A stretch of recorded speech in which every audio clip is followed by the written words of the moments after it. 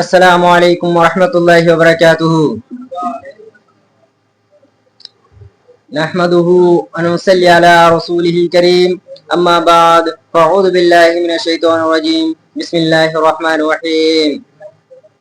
الذين يؤمنون بالغيب ويقيمون الصلاة ومما رزقناهم ينفقون والذين يؤمنون بما أنزل إليك وما أنزل من قبلك بالآخرة هم يوقنون أولئك على هدى من ربهم وأولئك هم المفلحون.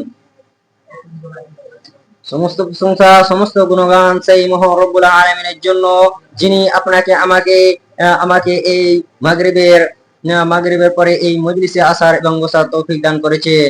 সকলে শুকরিয়া সহিত বলি আলহামদুলিল্লাহ। তারপরে আমার নবী, সারা বিশ্বের নবী, মা আমিনার লাল, মরদে দুলাল, আহমদে মুস্তফা, মোহাম্মদে মুস্তফা, তিনার উপর শত কোটি সালাম ও দরুদ বর্ষিত হোক। সকলে বলি আল্লাহুম্মা আমিন।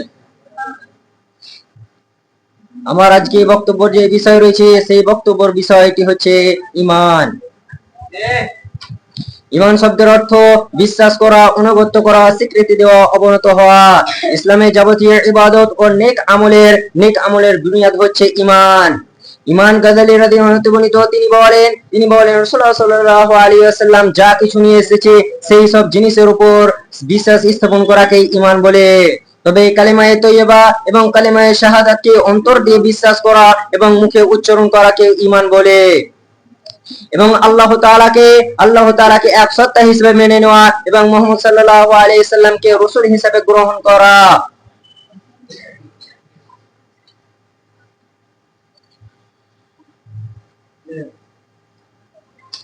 ঈমান ছাড়া কোনো ইবাদতই গ্রহণযোগ্য নয়। এবং যে ব্যক্তির ঈমান নাই সেই ব্যক্তির কোনো মূল্য নেই। আমরা এখানে এই কারণে ঈমানদার ব্যতীত যে যতই ভালো কাম করুক না কেন, যে যতই কষ্ট সহ্য করুক না কেন, যদি তার ঈমান না থাকে তাহলে তার কোনো মূল্য নেই। আমরা দুনিয়ার বুকে বুঝতে পারি যে কোনো মানুষ যদি বাড়ি তৈরি করতে যায় তাহলে তার ফাউন্ডেশন মজবুত করে এবং ফাউন্ডেশন যদি মজবুত হয়, সে একতলা, দুতলা, তিনতলা, চারতলা, সে যতলাই বাড়ি তুলুক কেন সেই বাড়িটা পড়ার সম্ভাবনা থাকে না, অর্থাৎ ভাঙার সম্ভাবনা থাকে না। এবং যদি কোনো মানুষ ইট এবং বালি দিয়ে বিনা পিলারে বাড়ি তৈরি করে, সেই বাড়িটা যখন তখন ভেঙে পড়ে যাওয়ার সম্ভাবনা থাকতে পারে। সেরকমই ভাবে যদি কাউরের ঈমান না থাকে, তার যে আমল করেছে, সে নামাজ, রোজা, হজ, যাকাত যাই করেছে, সেই সব জিনিসগুলো ভেঙে পড়ে যাওয়ার সম্ভাবনা হয়ে যায়। আর একটা উদাহরণ দিলে হয়তো বুঝতে পারবেন যে আপনার ঈমান আছে মানে আপনার ঈমানটা হচ্ছে এক, এবং আপনি যে নামাজ, রোজা, হজ, যাকাত এইসব জিনিস করছেন, এইসব জিনিসগুলোই আপনার 0-0 মতো।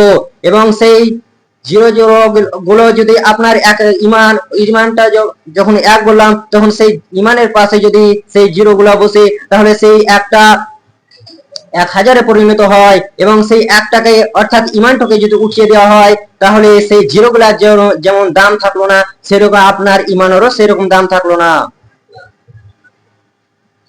6টি জিনিস আছে, যেই সব ব্যক্তি এই 6টি জিনিসের উপর বিশ্বাস স্থাপন করে, মুখে উচ্চারণ করে, তার ভিতরে যদি এই 6টি জিনিস থাকে, তার ভিতরে পুরোপুরি ঈমান আছে। সেই 6টি জিনিস কি কি? নাম্বার 1, আল্লাহর প্রতি ঈমান আনা। নাম্বার 2, আল্লাহর ফেরেশতার প্রতি ঈমান আনা। নাম্বার 3, আল্লাহর কোরআনের প্রতি ঈমান আনা এবং আল্লাহর রাসূলের প্রতি ঈমান আনা এবং ভালো মন্দ তাকদীরের প্রতি ঈমান আনা এবং পরকালে আবার জীবিত হতে হবে সেই প্রতি ঈমান আনা। আল্লাহ তাআলা সূরা বাকারার মধ্যে 3-4 নম্বর আয়াতের মধ্যে বলেন, আল্লাযীনা ইউমিনুনা বিল গায়বি ওয়া ইউকিমুনাস সালাতা ওয়া মিম্মা রাযাকনাহুম ইউনফিকুন ওয়াল্লাযীনা ইউমিনুনা বিমা উনজিলা ইলাইকা ওয়া মা উনজিলা মিন ক্বাবলিকা ওয়া বিল আখিরাতি হুম ইউকিনুন উলাইকা আলা হুদাম মির রাব্বিহিম ওয়া উলাইকা হুমুল মুফলিহুন।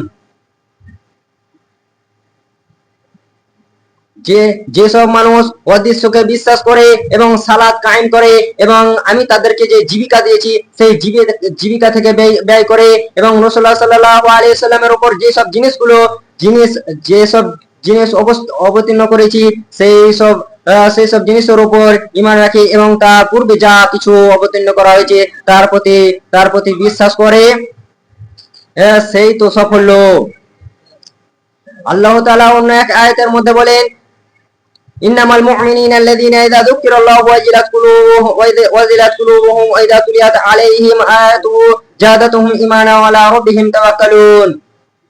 প্রকৃত ঈমানদার তো তারাই যাদের অন্তর আল্লাহর ভয়ে কেঁপে ওঠে এবং তাদের সামনে যখন আল্লাহর কোরআন তিলাওয়াত করা হয় তখন তখন তাদের ঈমান বৃদ্ধি পায় এবং তারা আল্লাহর উপরে ভরসা করে।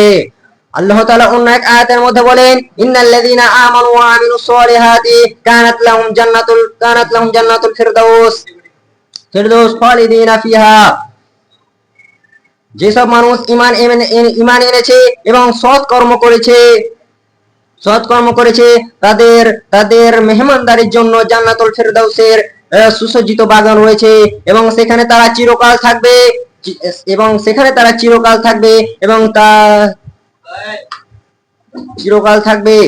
এবং তারা সেখান থেকে বের হতে চাইবে না। আল্লাহ তাআলা অন্য এক আয়াতের মধ্যে বলেন, ইন্নাল্লাযীনা আমানু ওয়া আমিলুস সলিহাতি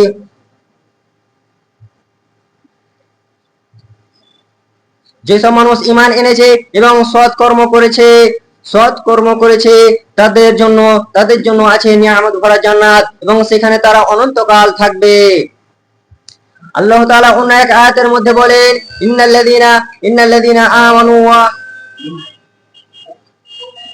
ইয়া আইয়ুহাল্লাযীনা আমানু দুখুলু ফিস-সিলমি কাফা জাদাতুহুম ঈমানা ওয়া আল্লাহ তাআলা অন্য এক আয়াতের মধ্যে বলেন, ওয়াল সময়ের কসম, ইন্নাল ইনসানা লাফি খুস,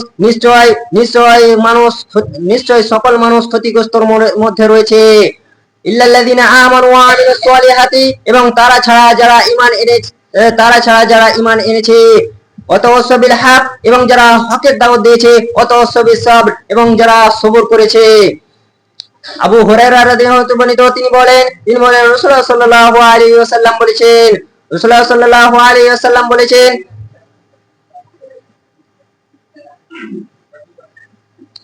এই বলে আমার বক্তব্য ইতি করছি। আলহামদুলিল্লাহি রাব্বিল আলামিন। আসসালামু আলাইকুম।